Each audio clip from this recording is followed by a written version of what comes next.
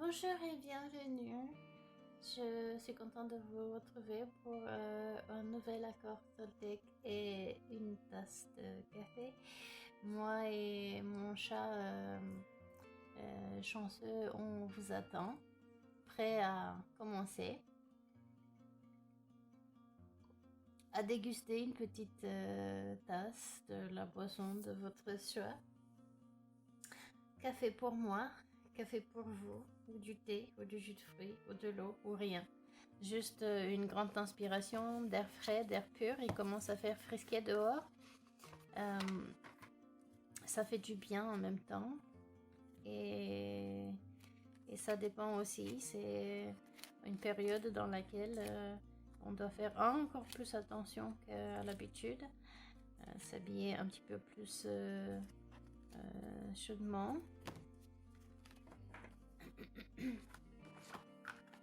En plus de l'épidémie que nous vivons, ce sont de toutes les manières, chaque entrée dans l'automne, dans l'hiver, il y a évidemment, avec la rentrée scolaire aussi, on connaît le lot de rhume, de grippe, de gastro-entérite, il faut faire attention à soi. Donc, je vous propose de voir comment on pourrait améliorer la qualité de notre vie avec peut-être un des accords Toltec ou peut-être un autre. Pour rappel, donc, que ta parole soit impeccable, ne fais pas de suppositions inutiles, fais toujours de ton mieux et ne prends pas les choses à titre personnel. Autrement dit, n'en fais pas une affaire personnelle de tout ce qui se dit, tout ce qui se fait autour de toi. Et quand on se rappelle ces choses, ces principes qui deviennent des règles de vie si on les accepte et si on travaille dessus. Bien sûr, quand on dit travail, c'est une façon de dire, c'est pas un travail à proprement dit, mais ça peut le devenir si ça n'est pas dans nos habitudes que de faire attention, de s'observer comment on parle, comment on réagit, de la manière dont on pense. Et donc corriger, améliorer et renforcer un petit peu plus chaque jour un aspect de nous-mêmes, de façon à ce que, n'est-ce pas, nous vivons de mieux en mieux avec nous-mêmes et avec les autres. J'espère que vous avez passé une très très bonne nuit, que vous avez fait des beaux et des grands rêves. Que vous avez pu récupérer de l'énergie pendant ce temps. On sait très bien que la nuit porte conseil. En plus de ça, pendant la nuit, nous dormons, mais notre cerveau jamais ne se repose. Donc, il trie les informations, il les classe, il nous guérit, il nous libère des traumatismes anciens, il nous libère des peurs futures. Et des fois, c'est pour ça aussi, des fois que le matin, on se sent un petit peu plus fatigué peut-être, alors qu'on aurait dormi un bon nombre d'heures, mais tout simplement, le cerveau, lui, il se repose jamais. Il travaille pour nous, même quand nous dormons. Et si c'est le cas, justement, que vous n'ayez pas pu récupérer, d'après votre ressenti, assez d'énergie, en tous les cas, autant d'énergie que vous aurez souhaité avoir, je vous propose que pendant cette courte pause de 10, 15, 20 minutes, combien ça va durer, on recharge nos batteries ensemble. J'ai mis ici des jolies fleurs. J'avais acheté un bouquet de fleurs quand j'ai fait mes courses il y a une semaine et elles commencent à faner un petit peu, mais elles sont toujours très belles. Elles apportent toujours beaucoup de bonheur. C'est ça aussi le cycle de la vie. C'est, vous voyez, on est en permanence comme ça. Nous ne sommes pas guéris ou beaux complètement de partout. Il y a des aspects de nos vies où les choses se passent un petit peu plus. Il y a d'autres qui se gardent en pleine santé et puis d'autres peut-être qui émergent. Je trouve la nature extraordinaire de beauté et de couleur. Et j'espère que donc vous aussi, ça vous fasse plaisir Et peut-être même que si vous avez la possibilité d'aller un peu dehors, de respirer un peu d'air frais, de regarder, avez-vous peut-être dans votre bureau, autour de vous, dans votre pièce, si vous êtes chez vous, à la maison confinée, avez-vous peut-être des plantes qui étaient là, qui attendaient que vous les regardiez. Vous savez, la nature donne tellement de bien-être et au-delà de l'oxygène que ça fournit, ça donne tellement de bien, de baume au cœur. Peut-être que ça vous inspirerait à vous occuper un peu plus de vos plantes. Et si vous n'en avez pas, peut-être c'est le moment d'en investir. Pour même une petite plante, ça fait toujours plaisir. Ça égaye l'ambiance, ça égaye nos pièces et ça égaye notre cœur. Ça fait du bien. Hop, et voilà. Deviens immunisé au poison. N'interprète jamais au titre personnel, donc ne prends pas les choses à titre personnel. Deviens immunisé au poison. C'est marrant parce que là aussi il y a des fleurs. C'est pas les mêmes fleurs.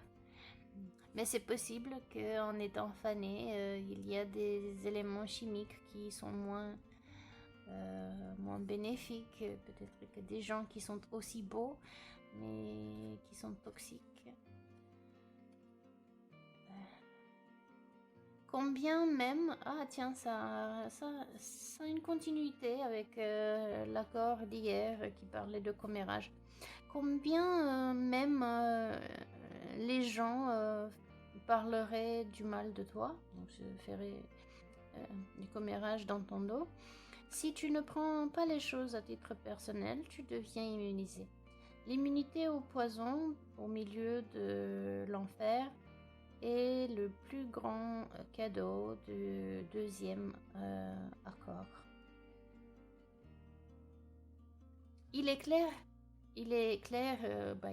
une fois qu'on l'a vécu, une fois qu'on l'a compris pendant qu'on est dans l'enfer et qu'on ne sait pas encore, on n'est pas immunisé, c'est sûr que... Et c'est pas clair du tout. Mais une fois qu'on devient immunisé au poison des autres, et je ne le rappellerai peut-être jamais assez que notre premier autre, c'est nous-mêmes. Donc une fois qu'on devient immunisé au poison de nos paroles, de nos pensées, des paroles des autres, des opinions qu'ils ont sur nous, eh bien alors on peut vivre tranquillement. Nous sommes en paix avec nous-mêmes, puisqu'on sait déjà, n'interprétez pas les choses à titre personnel, on sait donc déjà que tout ce que les autres peuvent dire et faire ne les regarde que eux et que ne vient que d'un endroit, d'un stade de leur développement personnel, donc de leur état émotionnel et mental. Et il est évident que si eux-mêmes ils vivent du poison à l'intérieur, ils ne peuvent pas faire autrement. Leur mieux, on dit de faire de leur mieux. Leur mieux, c'est celui-ci à cet instant moment. Ça vous est peut-être déjà arrivé que à la maison ou au bureau, vous disiez non mais attends, moi je travaille tellement, je travaille beaucoup, je me donne à 100%. Et votre interlocuteur, votre collègue, votre membre de la famille, votre ami, il dit mais moi aussi je suis à 100%. Seulement vous voyez, nous sommes tous à 100%, mais nos 100% ne sont pas sur la même échelle, à la même hauteur. Vous, peut-être votre 100%,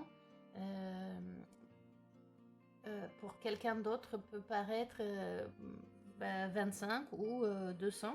Et quand vous jugez les autres, ça peut vous paraître pareil, que leur 100% à eux n'équivalent peut-être même pas vos 25% à vous, ou peut-être encore plus.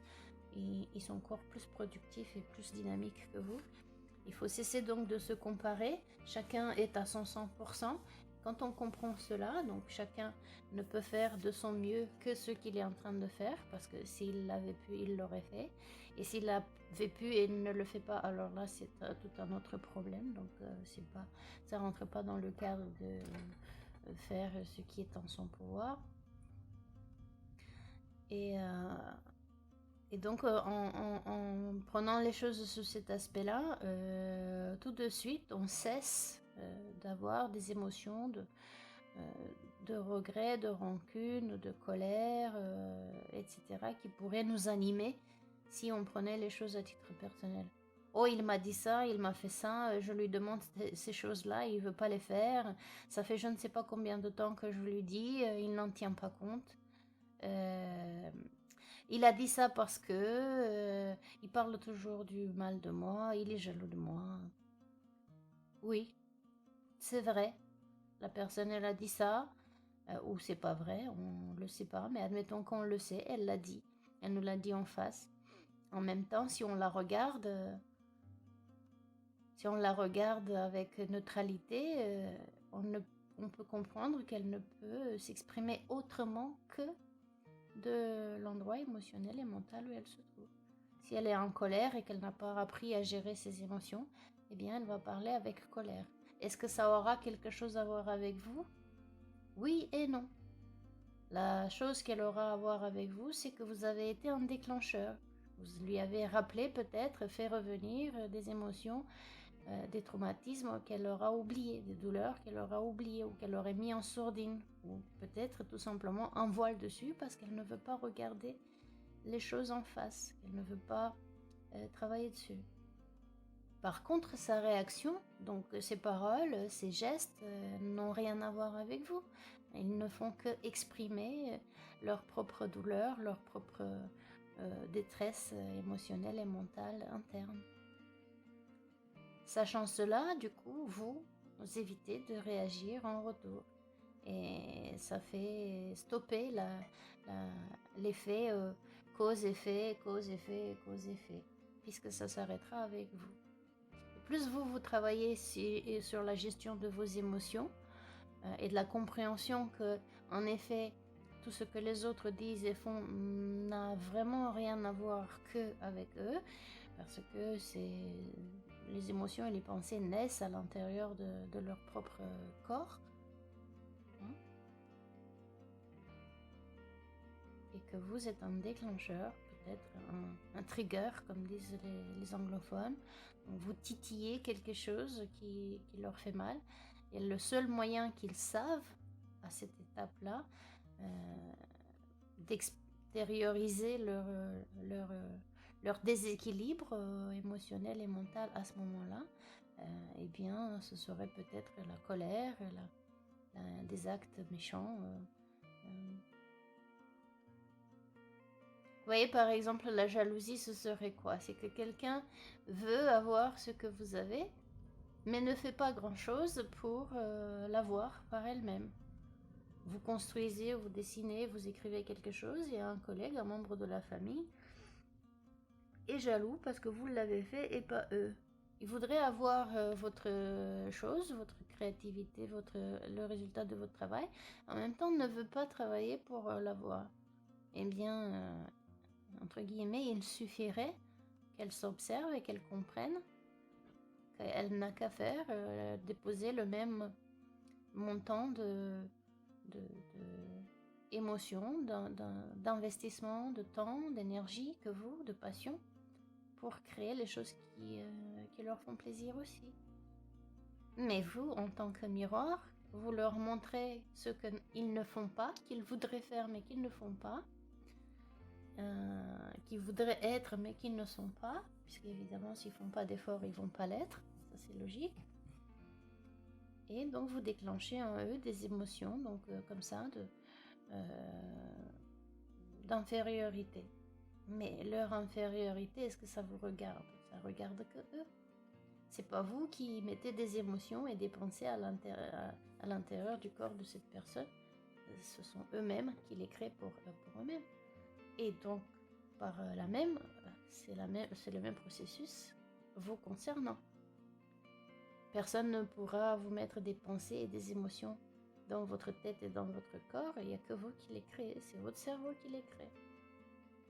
En effet, vous captez de l'information par vos 5 sens.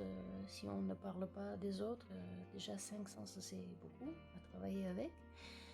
Vous captez énormément d'informations dans ce que la personne vous dit, ce que vous observez qu'elle fait, etc. Vous vous dites ça a un rapport avec vous, c'est une critique, il n'est pas content, eh bien, il faudrait que ça stoppe avec vous. Puisque si vous avez une pensée négative, évidemment, vous allez vous sentir pas bien. Et ensuite, ça va faire un cercle vicieux. Donc, plus j'y pense, plus je ressasse, plus je vais avoir des émotions négatives. Et plus je vais avoir des émotions négatives, plus je vais renforcer mon processus de pensée négative. Donc ne prenez pas les choses à titre personnel, n'en faites pas une affaire personnelle, observez la personne, un peu comme ce serait peut-être avec, comme une analogie, avec un malade mental, quelqu'un, donc une personne qui souffrait de démence, ou alors un ivrogne. Ça ne vous passerait pas par la tête de vous disputer avec cette personne-là, puisque vous savez très bien qu'elle est dans son monde. Et regardez la métaphore, elle est dans son monde. C'est-à-dire qu'elle ne perçoit même pas ce qui se passe à l'extérieur tellement elle est sous l'emprise de sa maladie, de l'alcool, etc. Ça fait comme une bulle autour d'eux, une bulle tellement grande qu'ils n'arrivent même plus à voir la réalité. Mais c'est l'équivalent à des divers degrés de nous tous. Nous sommes tous dans notre monde, dans le sens où on ne peut voir les choses que par nos propres sens et nos propres interprétations que l'on donne à la vie en fonction de l'expérience que nous avions vue jusqu'à maintenant, en fonction de l'éducation, de la culture dans laquelle on a grandi. Vous voyez, par exemple, vous dites, simple exemple, hein, donc j'ai grandi en Roumanie, et puis je suis arrivée en France, j'avais 23-24 ans. En Roumanie, par exemple, quand on est à table, on ne fait pas de bruit quand on mange. Au Japon, plus vous faites de bruit quand vous mangez, eh bien, plus la personne sait que vous appréciez son plat. En Roumanie, par exemple, on ne mange pas, on ne sauce pas dans l'assiette et on ne finit pas, par exemple. On laisse toujours une cuillère de liquide de la soupe ou de la sauce, etc. En France, j'ai vu les gens saucer avec du pain et à l'époque, ça m'avait choqué. Et d'ailleurs, en France, quand on fait ça, on montre qu'on apprécie, qu'on a eu faim, qu'on a montré. Dans d'autres pays, ne se fait pas, les choses ne se font pas pareil. On voyait déjà, en sachant cela, en faisant juste l'histoire, en tenant compte juste de ces différences de culture et de règles de vie, et déjà ça devrait stopper net le fait d'interpréter à titre personnel.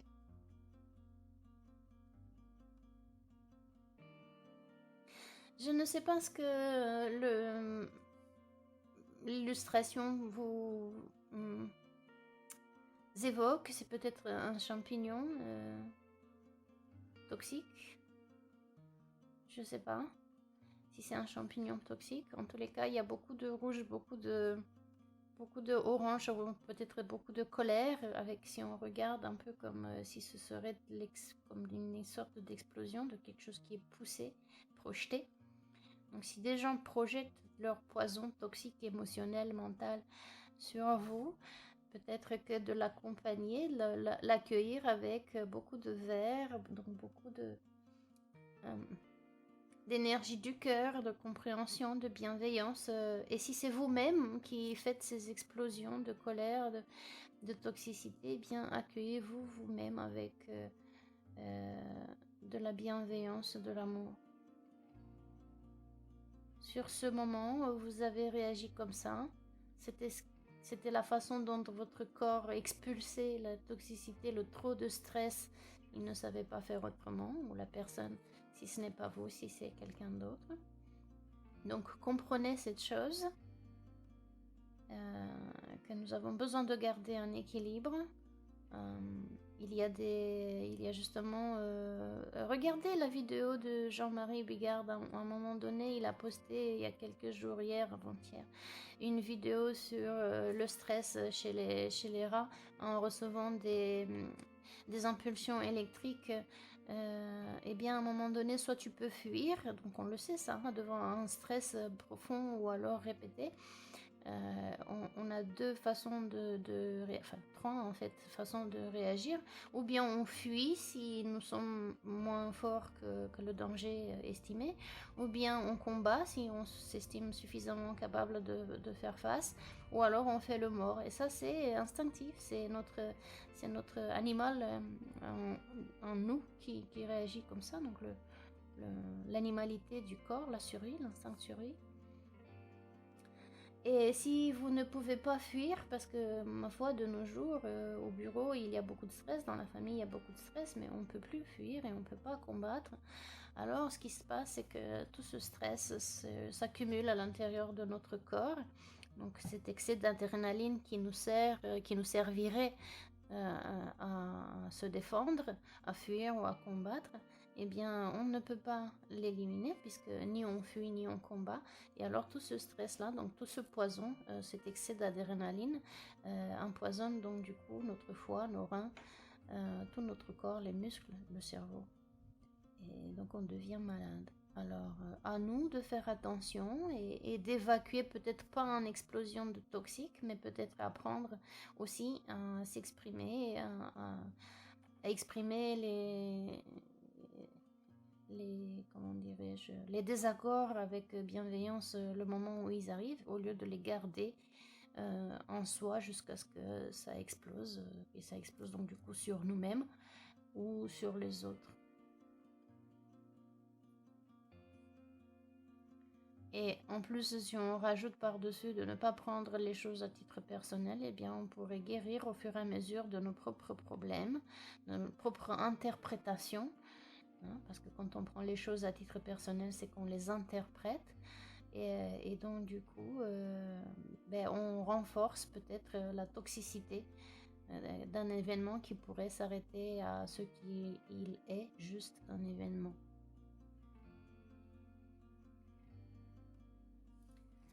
Voilà, je vous laisse voir par vous-même quelle autre interprétation vous pourriez donner à cette illustration, à cette carte. Ne prends pas les choses à titre personnel et deviens immunisé au poison. Se rappeler, garder à l'esprit que combien même les gens parleraient du mal de nous, si on cesse de prendre les choses à titre personnel, d'en faire une affaire personnelle, on devient immunisé. Et l'immunité à ce poison au milieu de l'enfer est le plus grand cadeau de ce deuxième accord Toltec. Donc ne prends pas les choses à titre personnel. Vous voyez ce qui se passe autour de nous aujourd'hui dans le monde, c'est super important. Et quoi de mieux que de se renforcer de l'intérieur pour mieux vivre en attendant donc des jours meilleurs, sachant que les jours meilleurs, c'est quand même nous aussi qui les créons. C'est quand même nous surtout qui les créons. Si on attend comme ça sans rien faire, c'est sûr qu'on peut toujours attendre. Je ne veux pas vous casser votre rêve, surtout que Noël approche, mais vous savez très bien que Père Noël n'existe pas. C'est vous, vous-même, votre Père Noël, c'est vous qui vous faites les cadeaux. Donc faites-vous le cadeau aujourd'hui, si vous le voulez bien, d'arrêter d'interpréter les choses à titre personnel, de les prendre pour vous. Ce que disent les autres et ce que font les autres ne le regardent que eux. Évidemment, ça a un impact sur vous, mais ça aura l'impact que vous voudrez lui donner. Et donc, on devient immunisé à leur poison et au vôtre. L'impact sera de moins en moins fort jusqu'à ce qu'il disparaisse totalement. Ça ne veut pas dire que ça ne vous gêne pas, mais ça veut dire que vous le vivrez mieux. Jusqu'à ce que vous deviendriez neutre aux réactions et aux comportements des autres.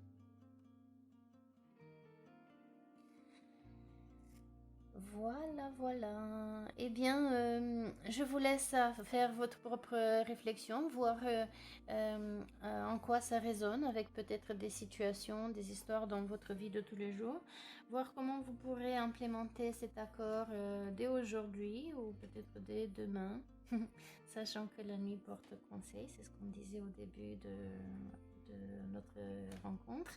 La nuit porte conseil et ça peut toujours euh, nous aider à faire des associations, même de celles inconscientes auxquelles on n'y pensait plus. Je vous souhaite une excellente journée et je vous donne rendez-vous demain pour une autre tasse de café.